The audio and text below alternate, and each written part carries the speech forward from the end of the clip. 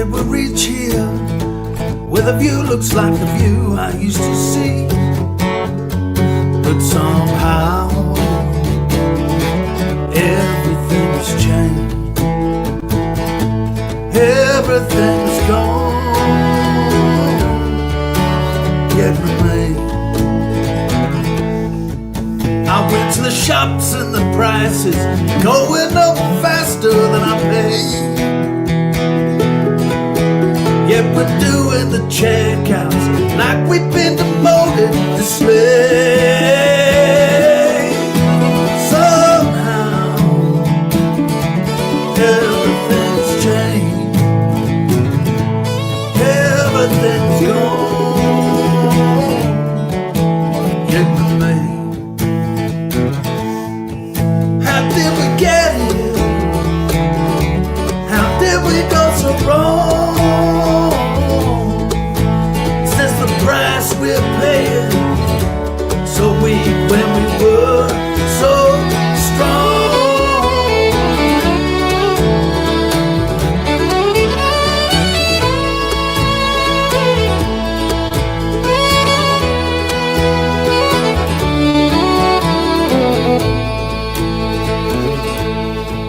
'Cause I remember when you were here with me.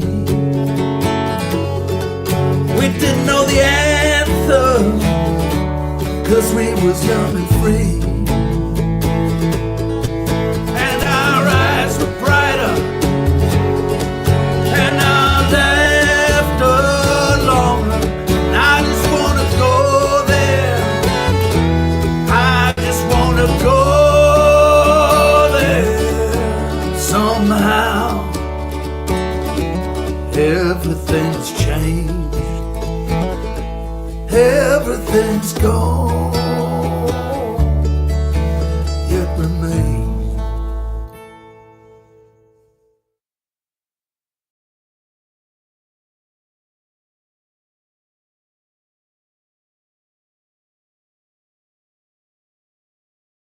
Points are now.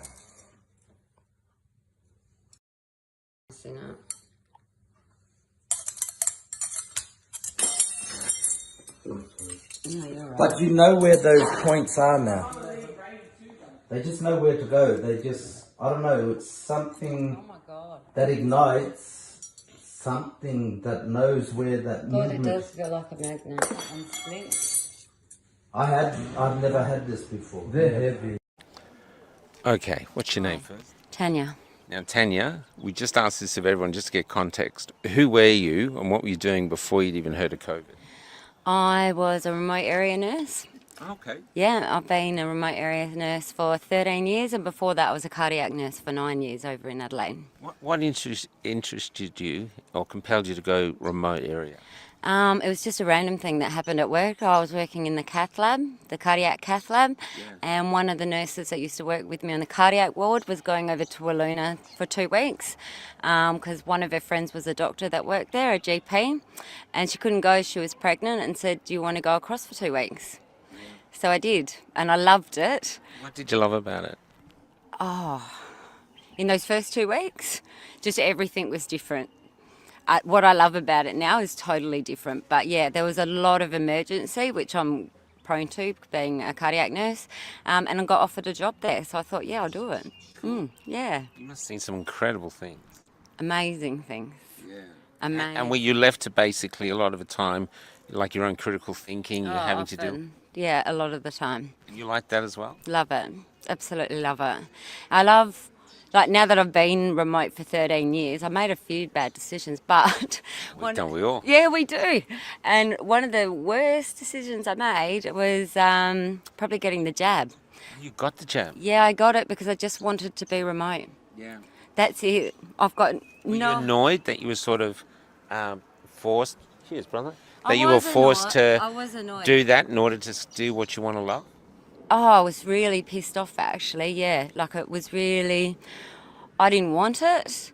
I've been a vaccinator for 13 years, which is a 6-month course, and I knew that there's no way they could have made a vaccine within that amount of time. It didn't make sense. It never made sense. And where I was when COVID hit, we were in a jungle in Barunga, so we never saw any COVID. Where's Barunga?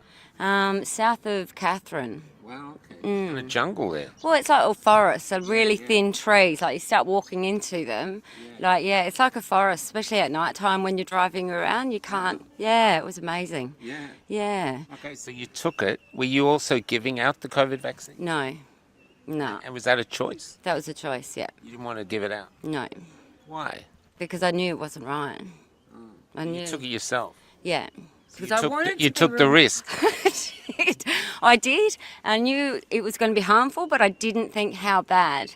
And then so I took it twice, and when I left, I went down these rabbit holes, 100 dozen rabbit holes, because I got MS when I was in Walloona, and I couldn't work out why. And when I found the DOD patents, I realised, holy shit, that's how I got it. So the DOD, which did the COVID-19 one, was the same one that did the H1N1 when they tried to take over the last time in 2008. Yep. So you now have MS. Yeah. How did you know you had it? What were the symptoms? I didn't know. I was really quiet when I first went to Walloona, so I would have been 37 when I got MS. Basically, me and Stacey, one of the healthcare workers, we went to Kalgoorlie, which is about 6 hours away, to do this course. And that was a good night. Yeah, got on it. Yeah, police were involved. But anyway, next day went back, went to to a friend's place. All the police were there, the CEO, they were like having a piss up. I rocked up and I was talking to my CEO, Richard, and all of a sudden I couldn't feel my right leg at all. Just nothing, it just went numb, and I thought, that's odd. So I jumped on like the sink, so I kept talking, and I thought, no, it doesn't feel right, like I can't feel my leg. So I said, oh, I'm going. So I left, and then that night I put on a bath, and I thought that might help. And I put my right leg in, which is where like I couldn't feel it, and felt all right. Then I put my left one in, and I went, oh my God, I haven't turned on the hot water, like on the cold water. So I got back out, and then I got this fierce heat going from my hip down to my knee. It was incredible. It was so painful. So the next day I went to work, and I said to the GP, I got this severe pain, did all these neuro tests. He said, if you're not out by tomorrow, I think you should probably, go. But then it was a doctor swap, and so for the whole week I couldn't do on call, couldn't really walk. And so I stuck it out for 7 days, and then I got flown over to the Royal Perth Hospital, and they diagnosed me there. What was it like to get that diagnosis? I was in shock. Yeah. Jesus. I was just like, what?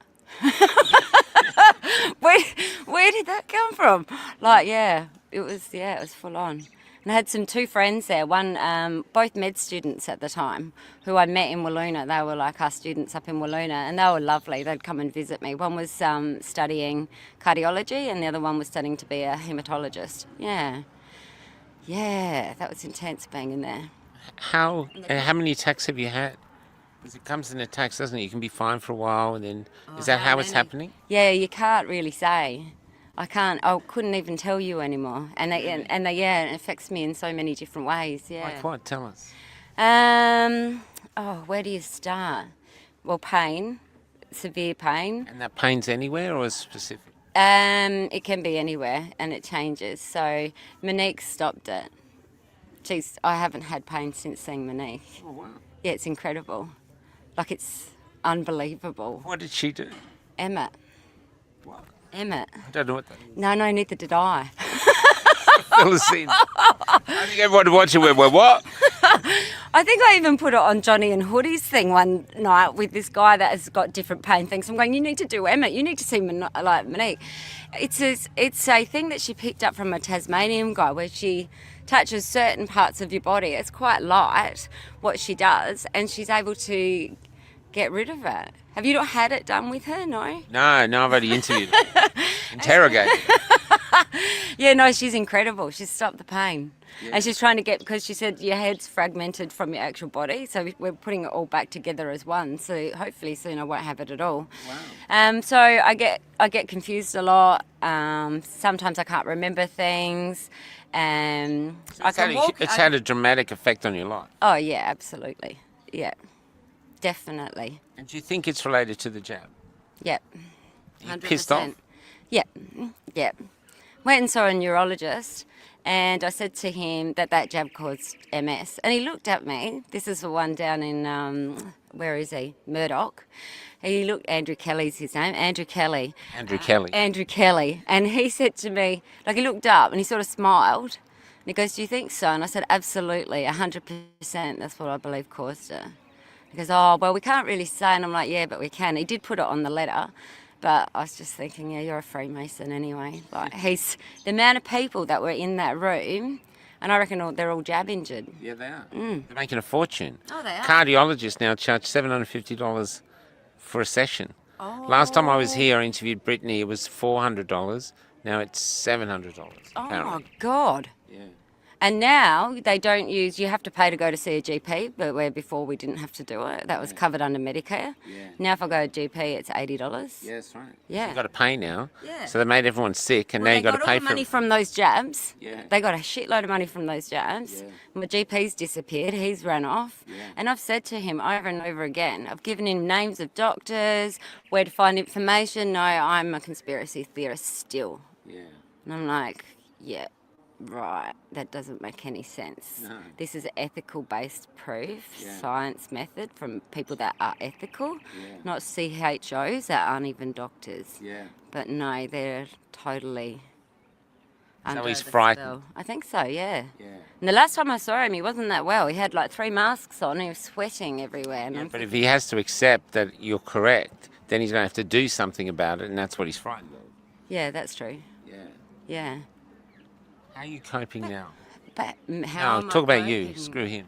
How am I coping now? And who was the guy you said you wanted to mention? Robert Fielding. So when I was up, Tell us about Robert Field. Robert Fielding, he's an elder, and he's from a town called Mimmerley. And I shouldn't say the town, but I just did. And I'm not with that prayer anymore, so what are they going to do about it? So Robert Fielding, he was one of the first people I met when I went to Mimmerley. The day before I rocked up into Mimmerley, they were injecting people Yeah. with AstraZeneca, and I wasn't aware of that. And Robert Fielding has 5 kids, 5 sons and 4 daughters. All start with the letter Z. One of them, in the group, I don't know if you've heard of them before, they're quite popular, he's in that. And then his son was Zibian, who was studying to be a doctor. Anyway, that night, after they had the injection, he'd seen on TikTok that you could put metal thing on people and it would stick. Yeah. Well, he had going right around his back, and we're like, that's a scam. Because the girl that I was working with, same age as me, same name, just 1 year apart. And anyway, we're like, no, that's a scam, so he brought them in. Oh, it wasn't a scam. So here we were doing this, and they were like being pulled in and sticking to their bodies. You are kidding me. No, I've got it on my phone. I've kept it. I'll show you after. Can we share that? Can we use that? Absolutely, because I've got permission to. Yeah. Yeah. So, so it was sticking to their skins, and then we thought, How is that possible? but there's a magnet. There's something that makes it stick. So we were calling it Astra Magnetica. Because we're like, what the hell's going on here? Yeah.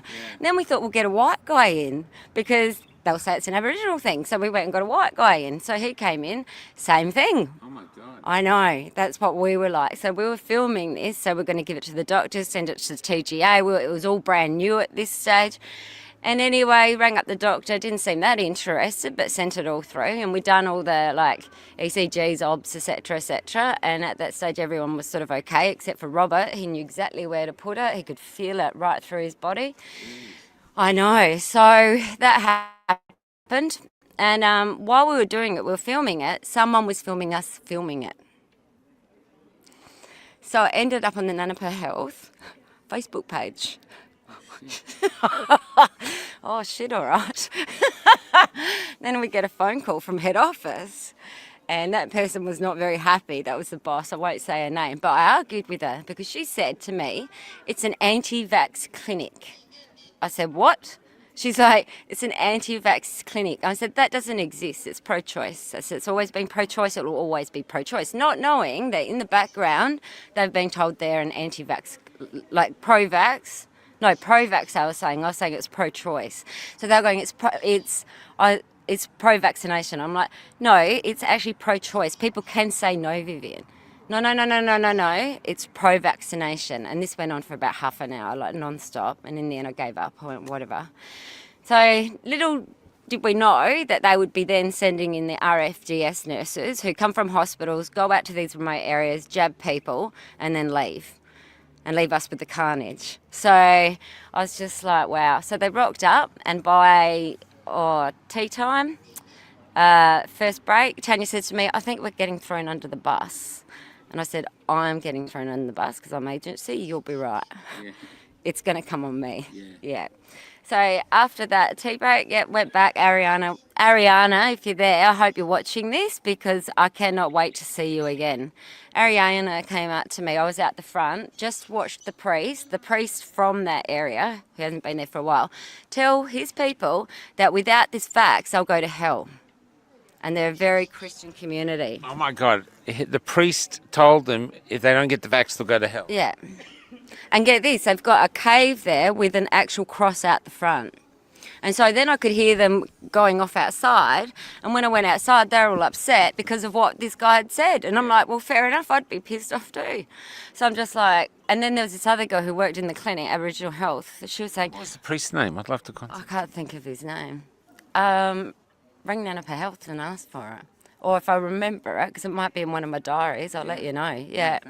It wasn't exactly said like that, but it says basically, if you don't do it, you're going to die and you're not going to see Jesus. So I'm just like... And then Ariana, in the meantime, so I've gone... That's happening, this is happening out there, and Ariana's giving me a hard time. And I'm like, nah, fuck this, I'm going home. So I spoke to the gun side. I said to her, because what they were doing was they were grabbing, like, the healthcare workers and try and push them in, like sway. Yeah, to try and get in there. You need the vaccine. Just come with me. Come with me. It was all lovely and nice. And no, it's not nice. You don't coerce people. Yeah. That's not you can't do that. Yeah. Oh, so that happened. And then, so I went home, and when I got home, then my phone was ringing on the inside. I thought, that's my boss. So I spoke to her, and she's going, Tania, after everything that you've done, I don't think you can come back from this. I said, come back from what? What have I done wrong? And she's going, like, with the video and everything. I said, but what happened in the video was true. Like, you saw the video. What was happening was happening. Yeah, but Tania, that doesn't really go down well, and blah, blah, blah. And I'm like, obviously, I'm out of here. So I just said, okay, that's fine, whatever. But before this second group, so I ended up getting on a bus and taken to Cooper PD, which I fell asleep on the bus. And when I woke up, I wasn't aware that the bus moves to another spot in Cooper PD. So I waited at the petrol station for a couple of hours, and that bus had long gone. Oh, that happens. So they ended up giving me a room for free, which was good. Was your luggage on the bus? Yeah. I had my phone, my wallet, my bag, that was it. All my laptop and everything else was still on that bus. Oh my God. But they brought it back, which was good, in a couple of days' time. Whilst I was there though, the army came through. You should have seen a man at army. I was next to an old mate who'd been gold prospecting, and he was going back to Maitland, which is where I'm from, because his wife lives in the nursing home. And I'm like, how freaky is this? And he was going to give us some gold. And I'm like, oh, that's nice. Yeah, lovely. So that was a bit of an adventure. But yeah, when I was in there... Talk about the army. Hey? About the army. Oh, yeah, there was heat. So look, when I was in Barunga, so that's the same highway, the Sturt Highway. When I was in Barunga, we saw a lot of stuff. Well, the army was in Barunga. We couldn't get out of Barunga unless you pass the army. It was at the end of all those communities. And even if you were driving an ambulance out, you had to stop to show that you could actually go out. It just became a nightmare in the end. And those that were smoking weed, well, they found their own ways to get it out. Which is fair enough, because they were bringing alcohol in through the police so that they could drink. But forget about the food. Like the truck wasn't rocking up like up to 3 weeks, and we weren't getting food. But we couldn't go and get food, yet the cops would bring in alcohol. Oh, my God. Yeah, so it was all bizarre, and a few cops resigned through it all because it just got all so heated. Because everybody's like, we don't have COVID, and as soon as someone's cough, oh, you're COVID. Like it was just the whole thing made no sense. None of it made any sense, and then I got jabbed. So I'm just like, it was Have never. you only gonna taken 1 or 2? I took 2 because I still wanted to stay working. I just loved it. I live in a city now, but I don't understand the city. So you've taken 2. Now you've lost your job, what you love doing, and you got MS. Yep, all of that. But get this, when I went to Burringara, after I left APY Lands, I ended up in Burringara with a nurse, and I was telling her what happened in APY Lands. She goes, oh my God, that was you. And I'm like, why, what happened? She goes, oh, it was you. And I'm like, what happened? She goes, across the border. She goes, I was in Blackstone. And I'm like, oh, that's not far from us. She goes, there was over 100 people that ran across saying they're putting magnets in us, and the nurse told us to go bush. And I'm like, On this other side. But wait first until it starts there.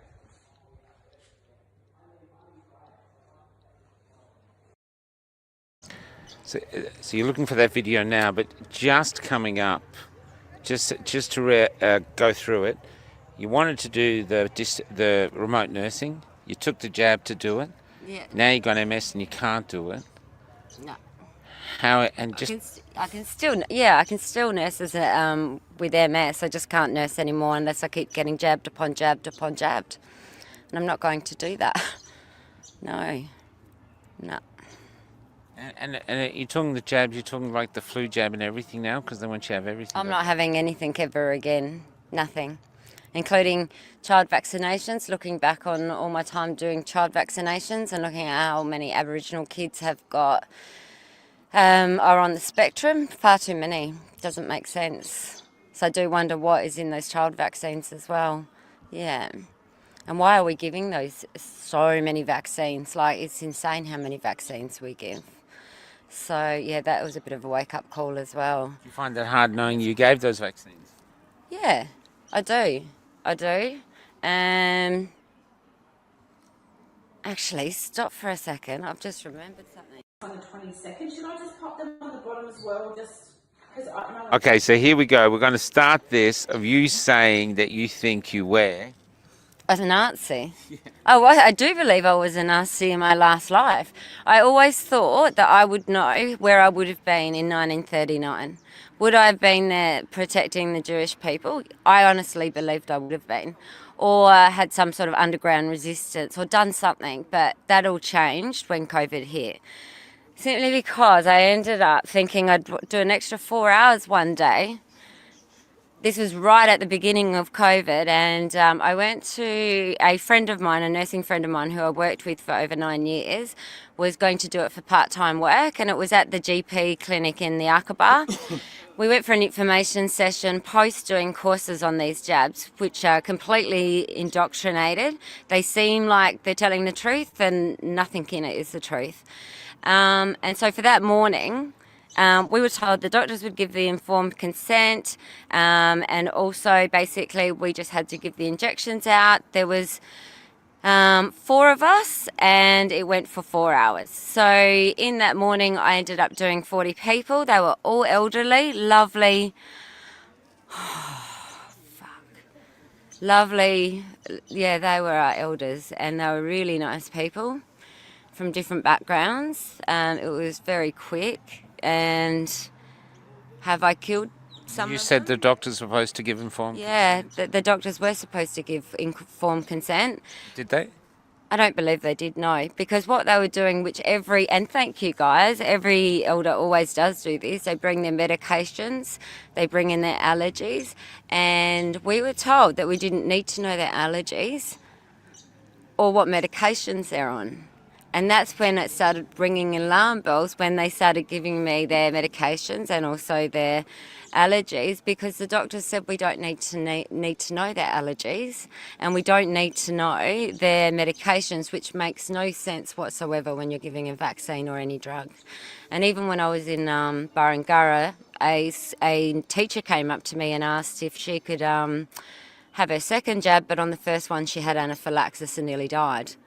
And I said, no, we won't be giving you any injection here whatsoever, nor should you have another one, not even a second one, if you nearly died from an anaphylactic reaction. So she saw the doctor, and the doctor said, that's fine, we'll do it in a hospital. Yep. So from there, yeah, I do wonder, was I Nazi in my past life? I would never do that again. I would love to catch up with every one of those people that I gave the jab to see if they're actually even still alive.